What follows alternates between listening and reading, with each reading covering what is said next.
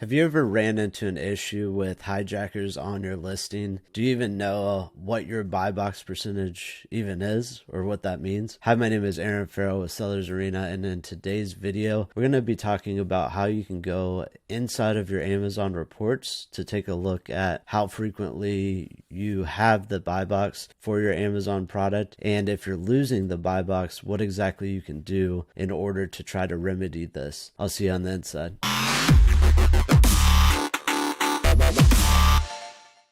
All right, so hopping right into it here, just taking a look at the business reports on Amazon. So if you want to take a look at this, when you log into your Seller Central, you'll go to reports, and then you'll go to business reports. And once you've done that, you're going to get the main screen, which is probably going to be the sales dashboard. But on the left-hand side, you'll actually be able to click on detailed page, sales and traffic by parent item. And this is going to show you what your featured offer or your buy box percentage is at. And essentially this means out of the course of this particular date range from 3/18/2022 to 4/18/2022, which is yesterday as of the time of recording this video, and it's going to take a look at that, and during that particular time range, it's going to tell you how much of the time you're actually in the buy box, what Amazon calls the buy box, and then they make that into a percentage. So basically, if you take a look at this here,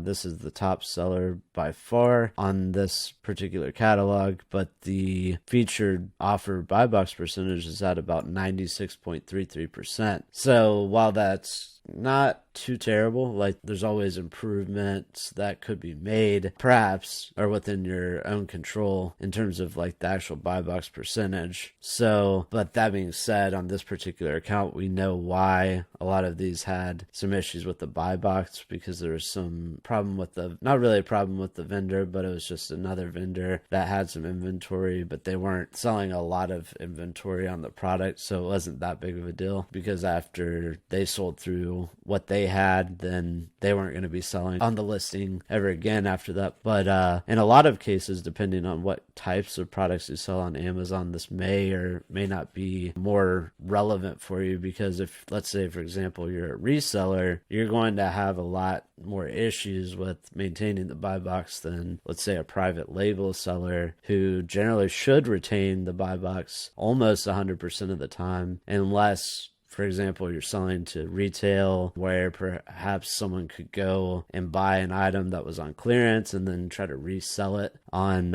Amazon FBA, for example. In that scenario, yeah, you're going to lose the buy box because you're not going to be the only vendor that's selling it. But you can take a look at, down this chart. Now, this one is kind of a big outlier here because it's at 20%. But if you take a look at the ordered product sales, it's at $190 for the course of a whole month. So it's not a lot of sales in terms of the overall catalog. It is something to at least take a look at or be aware of, so that way you can kind of start to dig in and see why you're losing the buy box. And then, yeah, there's another one that's down to 16%, but again, no products ordered at all on that particular SKU or ASIN. So in that scenario, it's really not that impactful. But when you start to get up in these higher numbers on the monthly, especially proportional to your overall catalog sales, it's going to become more and more important that you get and maintain the buy box, in that if you don't, that you're at least aware of it, so you can go in and take a look. Because if you have a really, really high volume product, let's say you're selling $100,000 in a day, if you lost that buy box, that could actually be very detrimental to your whole month of sales, because you're used to getting a certain level of sales every single day. And even if it's not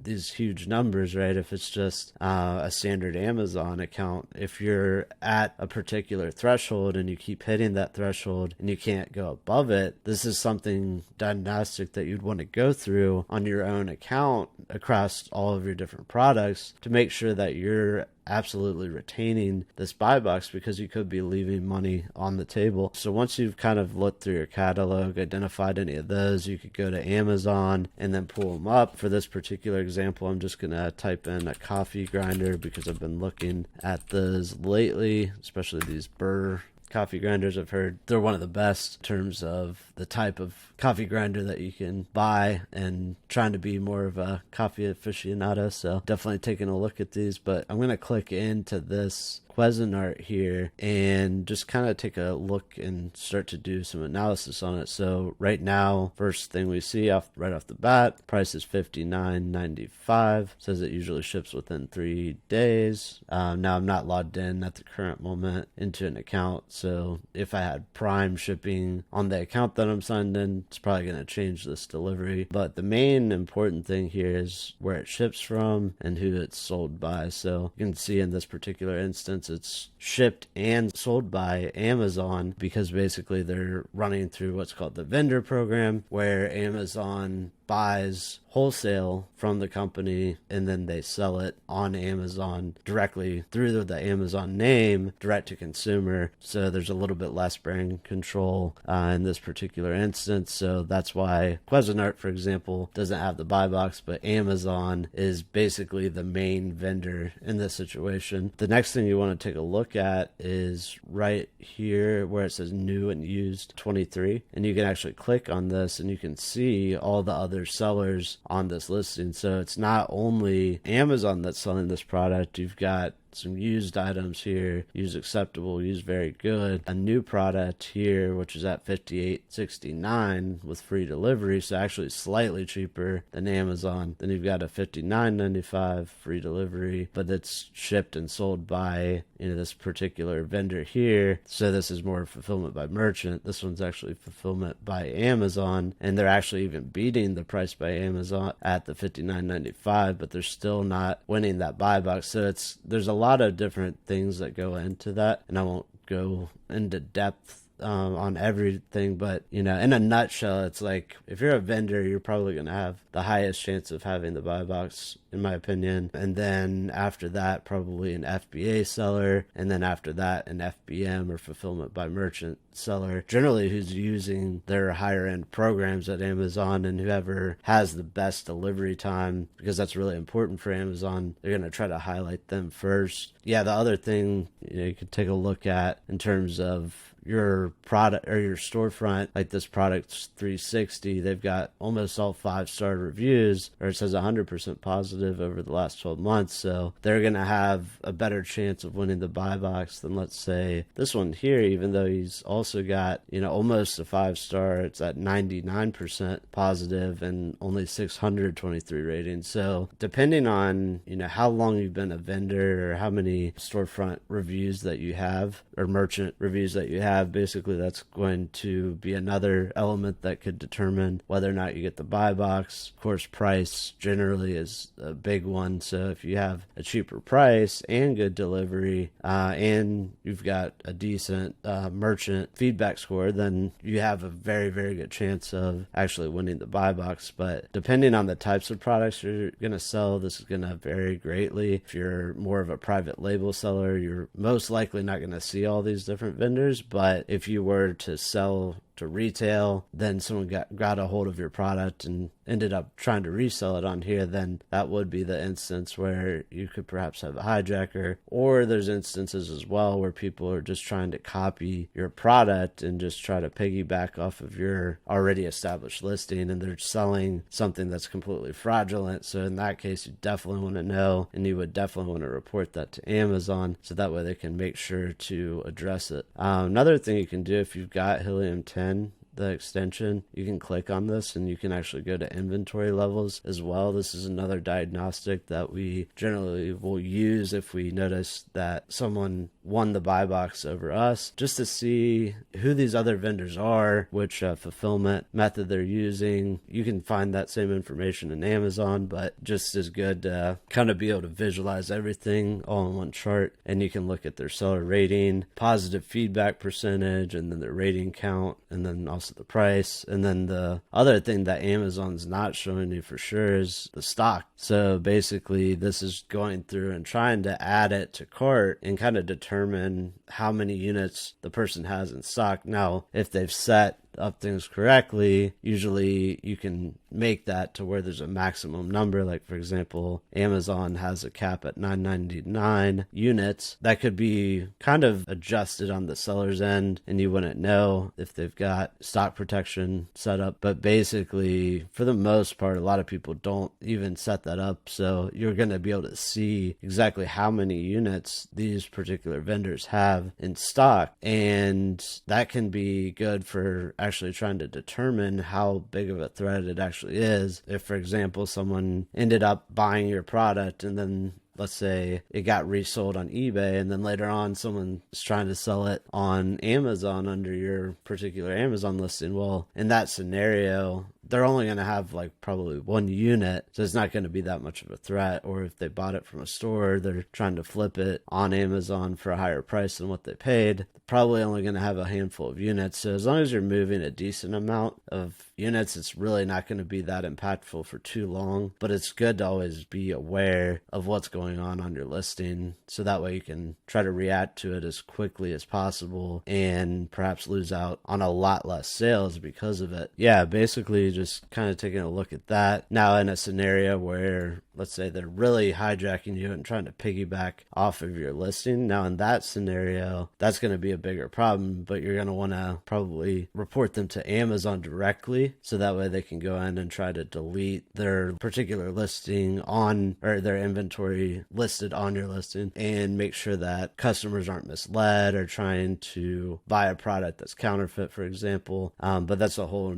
another scenario as to why you could perhaps lose the buy box. And then the next thing I want to show, I went ahead and did this before recording, so try to load in some information. But basically, if you scroll down on the Amazon listing under the product information, you're going to be able to find the ASIN number right here. Other thing you can do is kind of look up top here and extract the ASIN from the URL. And in any measure, what you'll want to do is go ahead and copy that, and then you would go over to Zonguru, which I'll link in the description below, and you would actually just paste in that particular ASIN, and then you would hit the add button, which I've already went ahead and done. And I'm going to try to refresh the screen here to see if it's able to pull in any more information, and it looks like it has, so that's awesome. Basically, this can be used from multiple standpoints. So you can use this to monitor your own products directly, or like in this particular scenario, I have no link to Cuisinart, but I basically was able to add their ASIN in. Zonguru is able to pull in that information to determine what the price is, what the dimensions are, how much weight, how many active sellers there are, and so on and so forth. And when I have this information, can kind of take a look at it further, but it takes a snapshot almost of what this information is at the time of adding it, and then periodically it will go in and check whether or not there's been changes in the actual price or the number of sellers or the status or any of these different criteria. And then it will actually notify you or alert you, as it says right here, notify me on changes, and it will let you know whether or not something's changed. So one thing to take a look at in this particular scenario, especially if you're the only seller, this is going to be a lot easier for you to kind of keep track of. But basically, if you look at this value here, and let's say it says 1 because you're a private label seller, well, you know for a fact if you're currently the only seller on your listing and someone comes in and or tries to sell on it and that number goes to 2, you know that that's going to be someone jumping on or hijacking your listing. So in that particular scenario,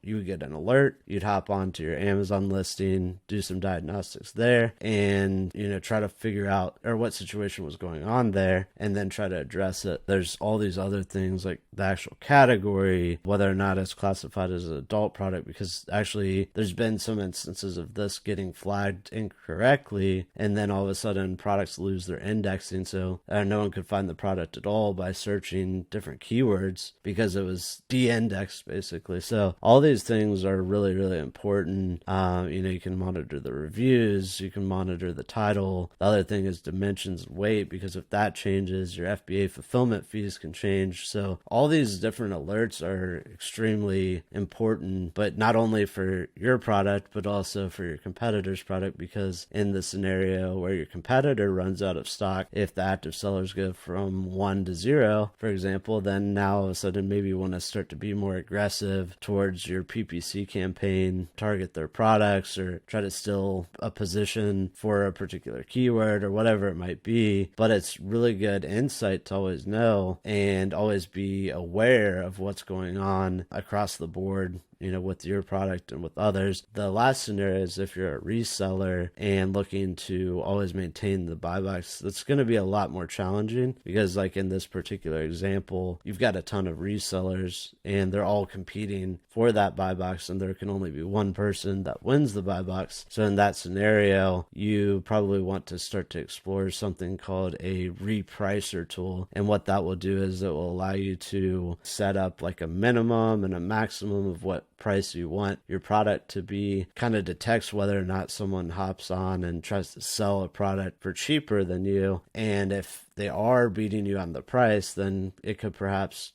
go ahead or automatically lower your product price, and then it can help you try to win that buy box back without you actually manually going in and doing anything. So that can be really, really powerful as well, or use automation to help in that particular scenario. So for that particular tool, we use a software that includes the Repricer for free. So I don't have any specific recommendations, but you can just search out there for Amazon repricers, and I'm sure you'll find a lot of different tools out there that you can kind of evaluate and figure out which one works best for you. Yeah, like I said, this is on ZonGuru. This is great for basically going in and just setting up the alerts. And by the way, I can't remember now if I let you guys know this, but you just go to monitoring alerts and product pulse. So I just wanted to make sure that I mentioned that if I didn't earlier. And yeah, go ahead and try this in your account. Sign up for the free 30-day trial on ZonGuru and start adding a bunch of products that you're tracking and see,